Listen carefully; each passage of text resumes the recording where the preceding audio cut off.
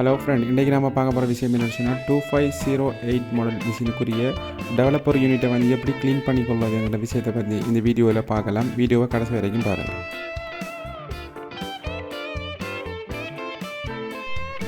இந்த developer unit வந்து 255 256 அந்த மாடல் சீரிஸுக்குரியதும் 2508 அந்த மாடலுக்குரியதும் எல்லாம் சேம் மாடல் தான். அதுக்குரிய ட்ரெம் லைட் எல்லாம் இதுக்கும் பாவிக்கலாம்.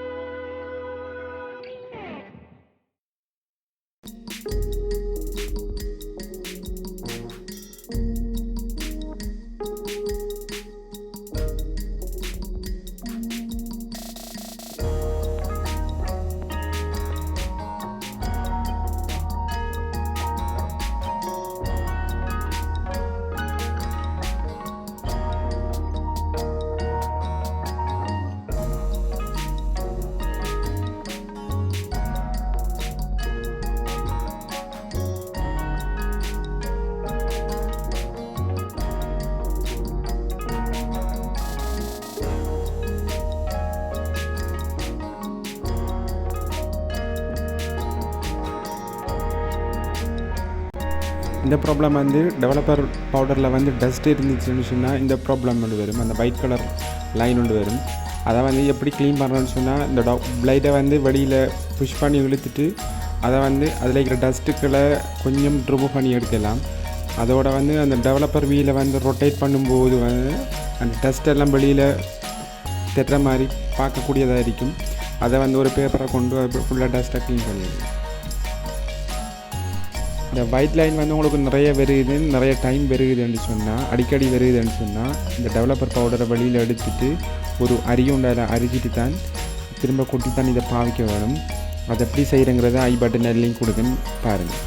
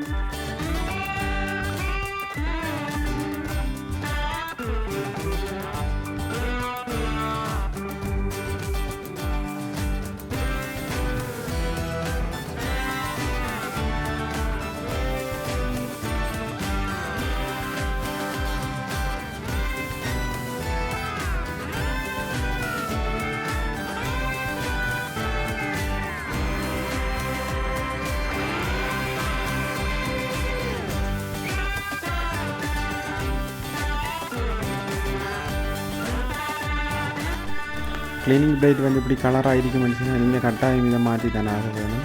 அப்படி இல்லைன்னு சொன்னால் ட்ரம்மை வந்து க்ளீன் பண்ணாது, உங்களுக்கு பேப்பரில் வந்து டஸ்ட்டு வேறு வாய்ப்பு இருக்கு. அதால் இந்த பிளேட்டை வந்து நீங்கள் மாற்றி கொடுங்க.